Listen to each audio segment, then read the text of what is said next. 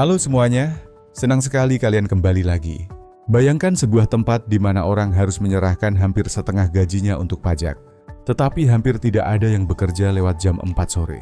Di mana pendekatan saat berkencan dimulai dari tatapan mata sambil minum kopi. Dan sauna campur tanpa pakaian dianggap hal yang biasa. Apa yang membuat negara kecil ini menjadi negara paling bahagia kedua di dunia?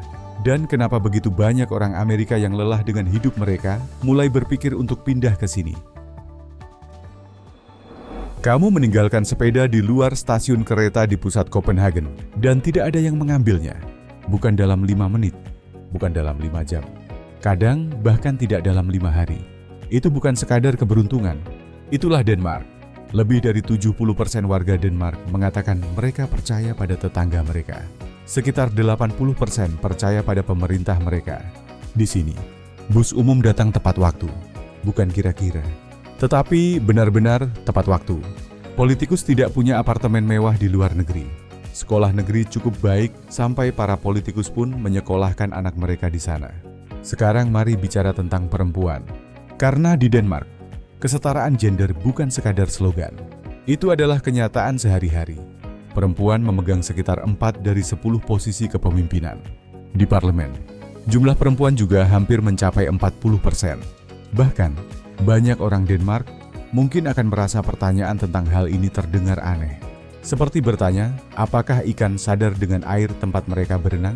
Tapi mungkin hal yang paling mengejutkan adalah perubahan cara pandang mereka. Tidak memakai baju di ruang umum bukan hal yang dianggap tabu.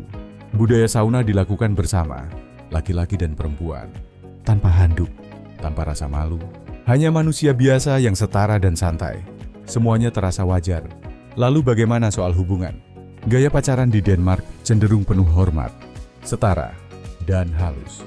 Jangan berharap gerakan romantis yang berlebihan atau rayuan yang terlalu panas. Di sini, orang saling terhubung lewat percakapan, nilai hidup yang sama, dan cukup banyak tatapan mata saat minum kopi hitam. Ya, besar kemungkinan kalian akan membayar tagihan masing-masing. Sikap percaya diri dihargai, tetapi keterbukaan emosi justru lebih penting. Tidak ada pertunjukan laki-laki dominan yang berlebihan di sini. Malah, jika kamu terlalu menunjukkan sikap macho, orang mungkin akan melihatmu sebagai pribadi yang tidak aman. Tapi jujur saja, kalau kamu berharap pada cinta yang penuh gairah seperti dalam budaya Latin, tempat ini mungkin terasa dingin. Romansa ala Denmark bukan permainan, dan biasanya tidak berjalan cepat. Namun di balik jalanan yang bersih dan rasa percaya diri yang tenang itu, ada satu pertanyaan yang muncul. Apa yang terjadi ketika masyarakat yang penuh kepercayaan bertemu dengan pajak yang sangat tinggi dan musim dingin yang sangat panjang? Kita akan membahasnya setelah ini. Tapi sebelum lanjut, saya ingin mendengar dari kalian. Apakah kalian pernah berkencan dengan gadis Denmark yang cantik? Ceritakan pengalaman kalian di kolom komentar. Sekarang mari masuk ke bagian yang sering membuat banyak orang Amerika merasa tidak nyaman, yaitu pajak. Rata-rata warga Denmark menyerahkan sekitar 45% dari penghasilannya kepada negara. Tidak ada tagihan medis mendadak. Tidak ada pinjaman kuliah yang terus menghantui sampai usia 50-an. Di banyak kota, bahkan naik bus ke dokter pun gratis. Ini bukan hanya soal pajak, ini adalah bentuk pertukaran. Kamu membayar lebih banyak, tetapi sebagai gantinya, kamu hidup dalam masyarakat yang benar-benar berjalan dengan baik. Meski begitu, Denmark bukan tempat murah.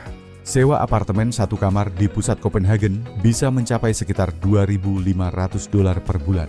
Makan santai di luar juga bisa menghabiskan sekitar $20 hanya untuk sesuatu yang sederhana. Dan ingat, di sini tidak ada budaya memberi tip. Pelayanan sudah termasuk dalam harga. Belanja bahan makanan banyak yang organik. Tetapi itu juga berarti harganya lebih mahal. Alkohol dikenai pajak tinggi. Satu paket bir lokal berisi 6 kaleng bisa terasa seperti pengeluaran kecil yang cukup berat. Dan soal koktail, lebih baik tidak usah ditanya. Rata-rata orang Amerika menghabiskan hampir $8.000 setahun untuk asuransi kesehatan. Itu baru biaya premi, belum termasuk potongan atau tagihan tak terduga. Tambahkan pinjaman kuliah yang seringkali melewati $100.000. Dan tiba-tiba Denmark tidak terasa semahal itu. Negara ini hanya memindahkan rasa sakitnya ke depan, bukan membiarkannya muncul belakangan. Tentu saja ada harga yang harus dibayar. Kalau kamu datang dengan anggaran terbatas, bersiaplah untuk menyesuaikan diri dengan ruang yang lebih kecil. Bayangkan apartemen mungil tanpa mesin pengering dan mungkin hanya satu kamar mandi bersama. Kalau ingin uangmu lebih hemat, lihat kota di luar ibu kota. Tempat seperti Roskilde atau Odense bisa menawarkan sewa sampai 40% lebih murah, sambil tetap memberi jalanan bersih, infrastruktur yang baik, dan manfaat sosial yang sama. Bagaimana kalau saya bilang bahwa pulang kerja jam 4 sore di Denmark bukan tanda malas, tetapi tanda hidup normal? Sebelum kita lanjut, jangan lupa dukung kami dengan menyukai video ini, berlangganan saluran kami, dan menyalakan notifikasi. Jam kerja standar di sana adalah 37 jam seminggu. Bukan karena orang Denmark malas, tetapi karena mereka percaya bahwa pekerjaan hanyalah satu bagian dari hidup, bukan seluruh tujuan hidup itu sendiri. Di Denmark, pulang lebih awal untuk menjemput anak, bertemu teman, atau sekadar pulang dan bernapas adalah hal yang biasa. Bahkan diharapkan, tidak ada yang akan membuatmu merasa bersalah. Tidak ada bisikan iri di belakangmu. Karena di sini, itulah gambaran hidup yang berhasil. Tapi jangan salah paham dan mengira mereka santai tanpa hasil. 37 jam kerja itu sangat terarah dan efisien. Pertemuan dibuat singkat, tenggat waktu benar-benar dijalankan, dan produktivitas mereka tetap termasuk yang tertinggi di Eropa. Bandingkan dengan Amerika Serikat, tempat sibuk dianggap seperti lambang kehormatan. Tempat begadang dan kelelahan menjadi bagian dari budaya kantor. Dan membanggakan lembur terasa seperti kebiasaan biasa. Di Denmark, perilaku seperti itu justru bisa membuat orang heran. Kalau kamu terlalu sering pulang larut, orang mungkin bertanya dalam hati, apakah kamu buruk dalam mengatur waktu? Atau cuman terlalu berusaha keras? Sistem mereka juga membantu orang menjalani hidup seperti ini. Biaya penitipan anak yang disubsidi membuat para orang tua bisa kembali bekerja tanpa menghabiskan seluruh tabungan. Cuti orang tua berbayar bukan hanya besar jumlahnya, tetapi juga dibagi bersama. Para ayah juga mengambil cuti. Jam kerja fleksibel adalah hal biasa. Kamu akan melihat banyak orang bekerja dari rumah, mengubah jadwal, atau mengambil hari pribadi saat diperlukan. Namun kamu tetap harus memberi hasil. Denmark menuntut banyak hal dalam waktu yang singkat. Tidak banyak ruang untuk sekadar jalan di tempat. Kamu diberi kepercayaan atas waktumu. Tetapi kepercayaan itu juga membawa tekanan. Dan jika kamu berpikir untuk pindah ke sini demi gaya hidupnya, ketahuilah ini, semua keuntungan itu tidak langsung otomatis kamu dapatkan. Sebagai orang asing, kamu perlu memiliki keterampilan yang sedang dibutuhkan agar bisa masuk. Misalnya insinyur, guru, atau pengembang perangkat lunak. Dunia teknologi dan pendidikan bisa menjadi pintu emasmu. Tanpa itu, mencari pekerjaan yang tepat bisa sangat sulit, terutama jika kamu tidak bisa berbahasa Denmark. Jadi, apakah kamu mau menukar budaya kerja tanpa henti dengan kepercayaan tinggi dan jam kerja singkat? Tulis pendapatmu di kolom komentar.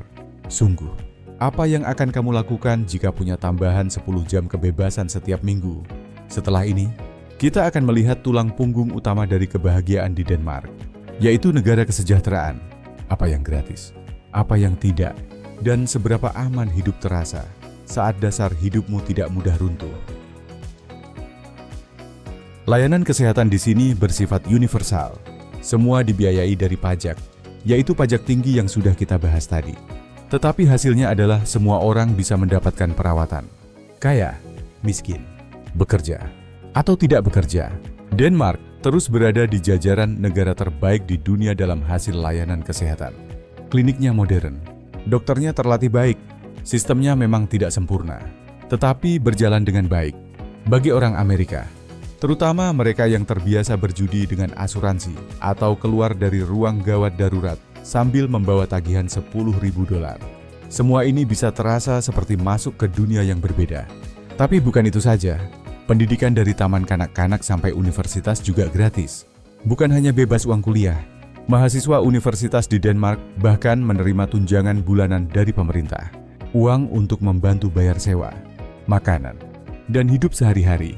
Jumlahnya memang tidak membuat hidup mewah, tetapi cukup untuk bertahan tanpa harus menjual masa depan demi utang kuliah.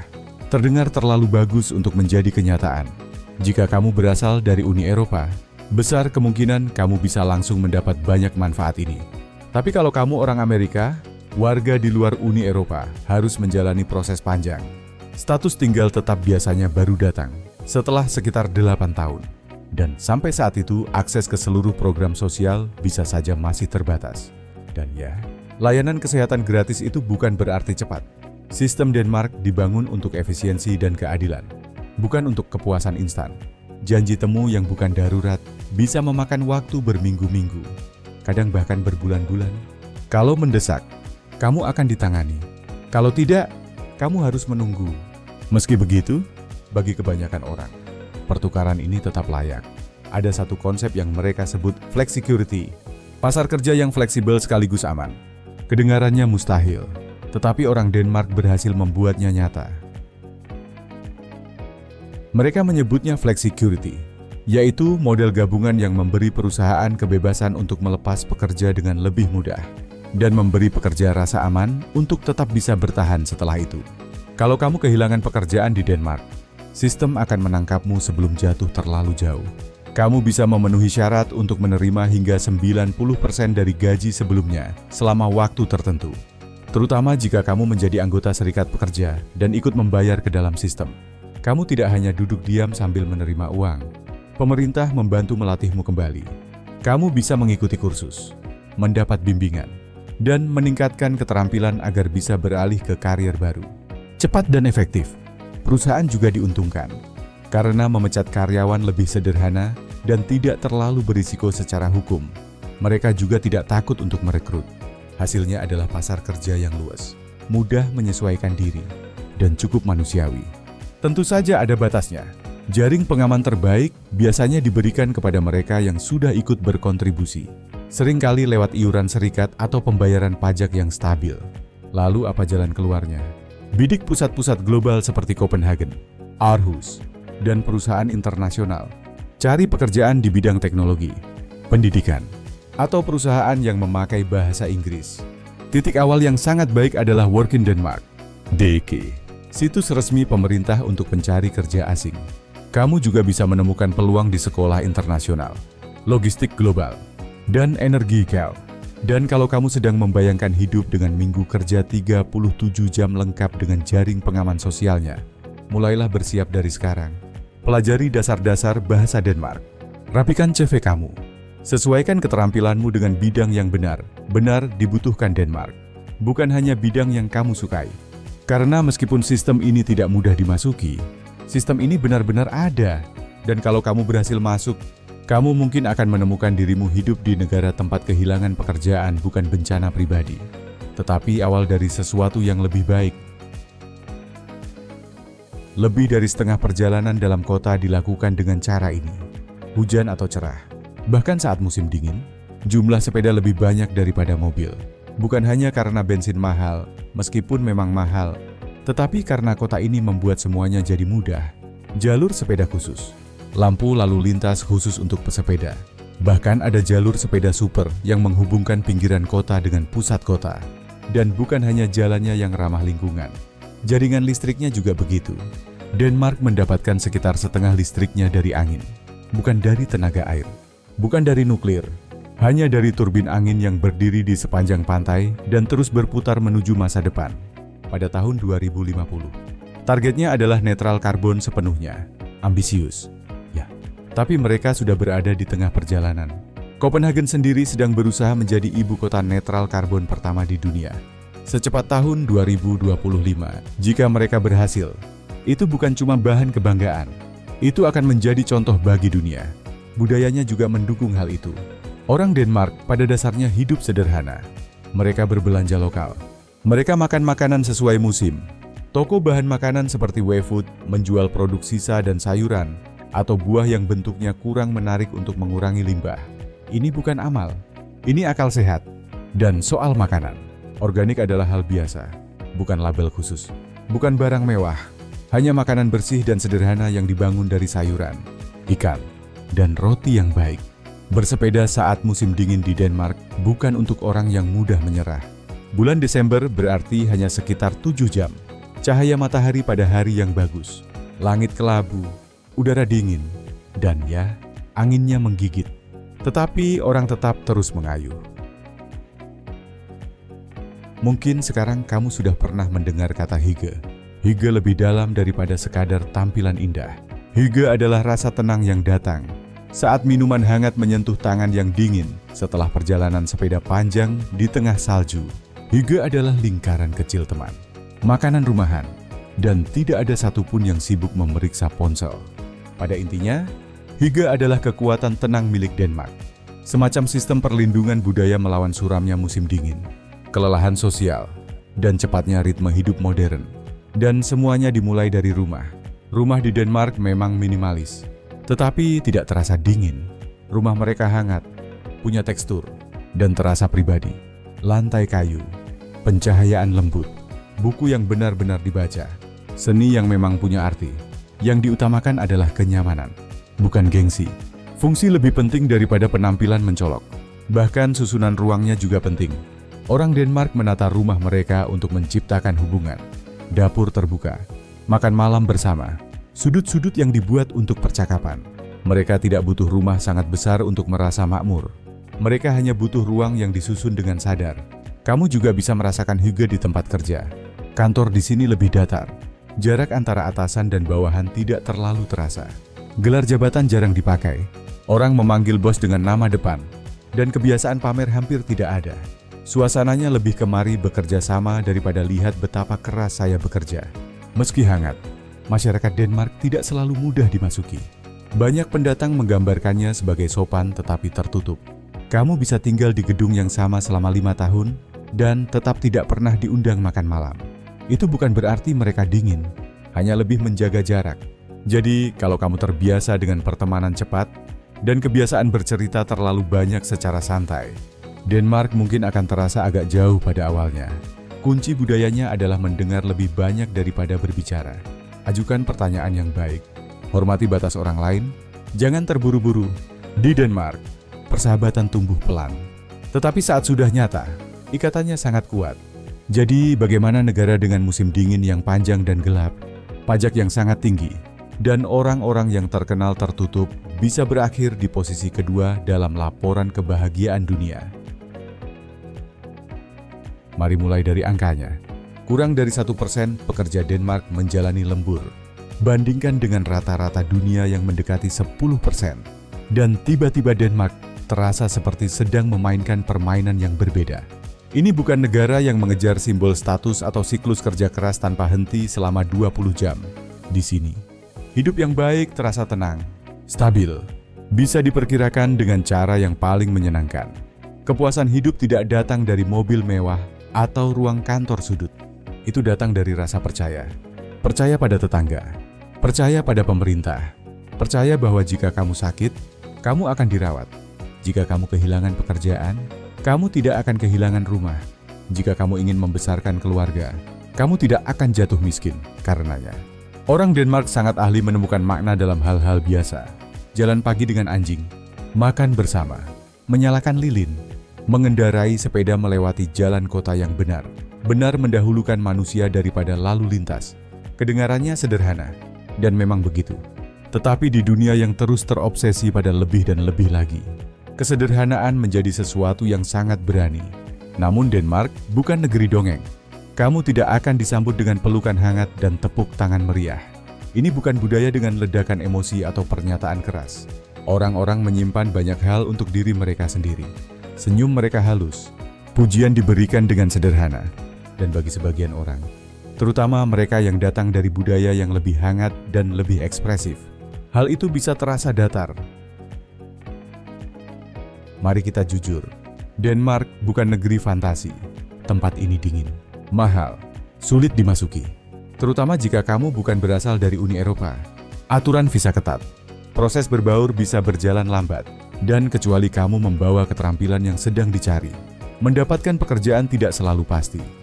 Tetapi Denmark adalah cermin, sebuah gambaran tentang apa yang mungkin terjadi ketika sebuah masyarakat memilih kepercayaan daripada ketakutan, keseimbangan daripada kelelahan, dan manusia daripada keuntungan semata. Denmark membuktikan bahwa sistem bisa berjalan tanpa harus menghancurkan orang yang hidup di dalamnya. Layanan kesehatan gratis, pendidikan gratis, jaring pengaman yang tidak membuatmu merasa gagal, jalan-jalan yang terasa tenang. tempat kerja yang menghargai hidupmu di luar kantor, kota yang dirancang untuk manusia, bukan hanya mobil, romansa yang jujur, bukan pertunjukan. Denmark tidak menjanjikan hidup yang penuh sensasi. Negara ini menawarkan sesuatu yang jauh lebih langka, yaitu ketenangan. Apakah kamu lebih merindukan ketenangan daripada kegembiraan yang tidak pernah berhenti? Apakah kamu mau membayar pajak lebih tinggi jika itu berarti kamu tidak perlu takut lagi pada tagihan rumah sakit? Kalau pertanyaan itu menyentuh sesuatu dalam dirimu, kamu tidak sendirian.